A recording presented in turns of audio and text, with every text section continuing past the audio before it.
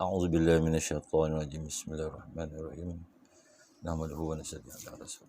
Allahumma salli ala sayyidina. InsyaAllah tuan-tuan dimulakan Allah SWT. Pagi ini kita sambung lagi mendengar pembacaan hadis-hadis Nabi SAW di dalam bab Fadil Al-Quran.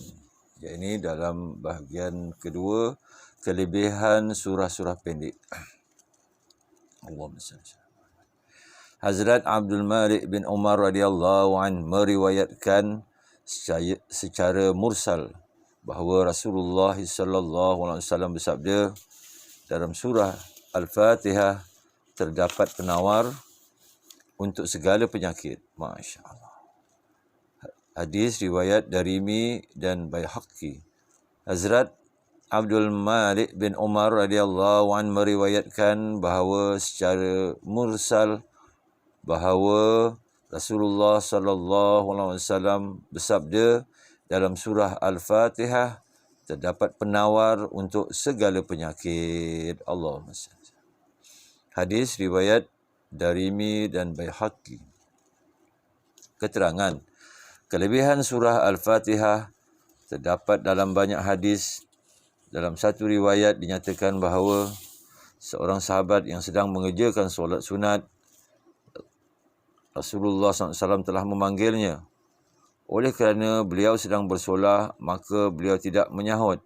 Setelah menyempurnakan solah, beliau pun pergi menemui Rasulullah SAW. Maka baginda SAW bertanya, kenapa kamu tidak menjawab panggilanku?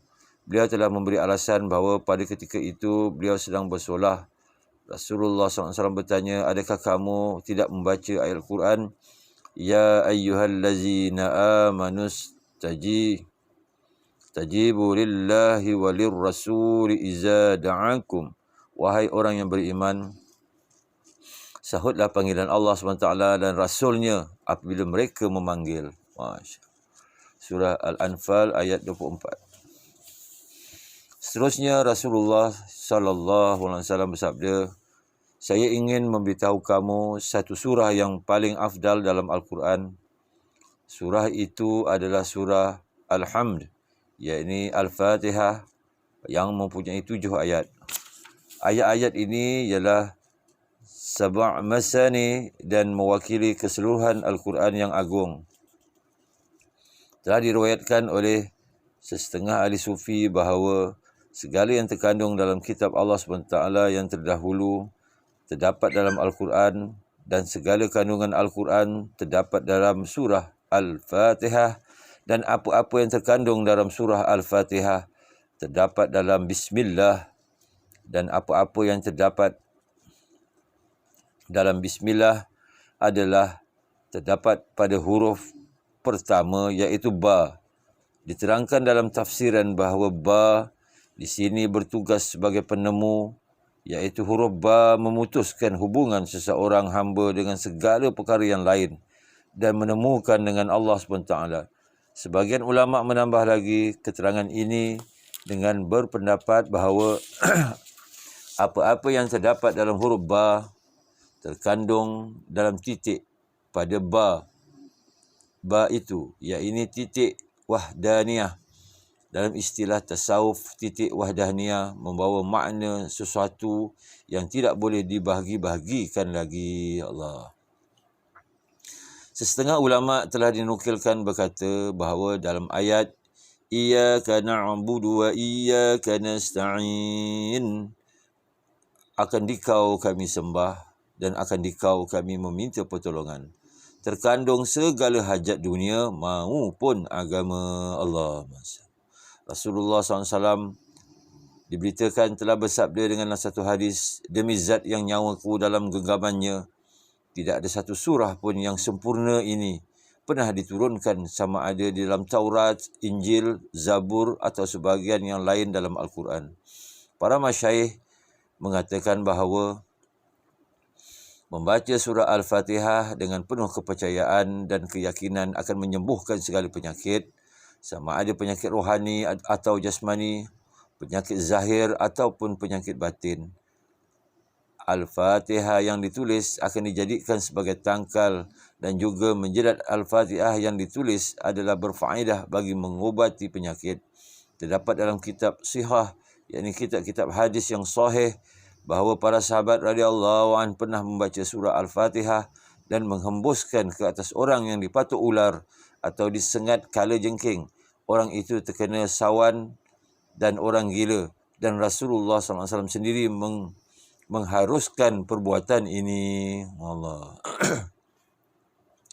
Dalam satu riwayat diberitakan bahawa Rasulullah SAW pernah membaca surah ini lalu menghembuskan kepada Sayyidina Sa'id bin Yazid radhiyallahu an, dan baginda SAW membaca dan menyapu dengan air liurnya pada tempat yang sakit itu. Menurut hadis lain dikatakan bahawa sesiapa yang berbaring dengan niat untuk tidur dan membaca surah Al-Fatihah serta surah Al-Ikhlas, kemudian menghembus ke atas dirinya sendiri, maka dia akan dijauhkan daripada segala bahaya melainkan maut. Allah. Menurut riwayat yang lain, surah Al-Fatihah menyamai pahala membaca 2/3 daripada Al-Quran. Diriwayatkan juga bahawa Rasulullah SAW bersabda, "Daku telah diberi 4 perkara dalam khazanah Arash yang istimewa. Sebelum ini, tiada siapa pun yang menerima apa-apa daripada khazanah tersebut. Pertama, surah Al-Fatihah. Kedua, surah ayat Al-Kursi. Ketiga, ayat-ayat akhir daripada surah Al-Baqarah. Dan keempat, surah Al-Kawthar." Hazrat Hasan Basri rahmatullah alaihi meriwayatkan satu sabdaan Rasulullah SAW yang berbunyi, "Seorang yang membaca surah Al-Fatihah adalah seumpama seorang yang membaca kitab Taurat, Injil, Zabur dan Al-Quran yang mulia." Allah. Adalah diriwayatkan dalam sebuah hadis bahawa iblis meraung-raung sambil melumurkan seluruh kepalanya dengan debu apabila berlaku 4 peristiwa. Pertama, apabila dia dilaknat. Kedua, apabila dia dicampak keluar dari syurga ke dunia. Ketiga, apabila Nabi Muhammad SAW dianugerahkan dengan kenabian. Dan keempat, apabila surah Al-Fatihah diturunkan. Allah Masya. Diberitakan oleh Hazrat Sya'bi radhiyallahu an bahawa pada satu ketika seorang datang kepadanya dan mengadu tentang buah pinggangnya yang sakit. Hazrat Sya'bi radhiyallahu an menasihatinya supaya membaca asas Al-Quran dan menghembuskan pada tempat yang sakit. Apabila ditanya apakah makna asas Al-Quran, Hazrat Sya'bi radhiyallahu an menjawab, surah Al-Fatihah. Allahu Akbar. Dia tulis bahawa antara amalan para masyayikh yang mujarab ialah surah Al-Fatihah, dan surah ini juga sebagai Ismul Azam yang sepatutnya dibaca untuk memohon apa-apa hajat. Terdapat 2 cara pembacaan surah Al-Fatihah. Pertama, membaca surah Al-Fatihah di antara solat sunat dan solat fardu subuh sebanyak 41 kali selama 40 hari. Allahu Akbar. Amin. Huruf mim dalam bismillah hendaklah dibaca bersambung lam. Dalam alhamdulillah segala hajat insya-Allah akan ditemui. Sekiranya menghadapi apa-apa penyakit atau terkena sihir, hendaklah membaca surah ini dan dihembuskan ke dalam air lalu diminum. Allah. Bismillahirrahmanirrahim. Alhamdulillahirabbil alamin. Allahu Akbar. Cara kedua ialah dengan membaca surah ini sebanyak 7 kali di antara solat sunat fardu subuh pada hari Ahad yang pertama pada permulaan bulan Islam. Pembacaan cara ini tidak perlu disambungkan mim, bismillah dan lam, alhamdulillah. Selepas itu perlu dibaca pada waktu yang sama dengan bilangan bacaan dikurangkan sebanyak 10 kali pada setiap hari sehingga hari yang ke-7. Sekiranya hajat seseorang telah tertunai pada bulan pertama, maka bertuahlah orang itu. Sekiranya tidak, maka hendaklah diulangi dengan melakukan amalan yang sama pada bulan kedua dan ketiga. Allah. Jadi alhamdulillah, tuan-tuan mulakan Allah SWT. Mudah-mudahan apa yang kita dengar ini, Allah kurniakan kita taufik dan hidayah, dapat kita amalkan dan sampaikan insya-Allah. Kita tutup dengan tasbih kifarah. Subhanallah bihamdihi, subhanakallah wa bihamdika, asyhadu an la ilaha illa anta, astaghfiruka wa atubu ilaik.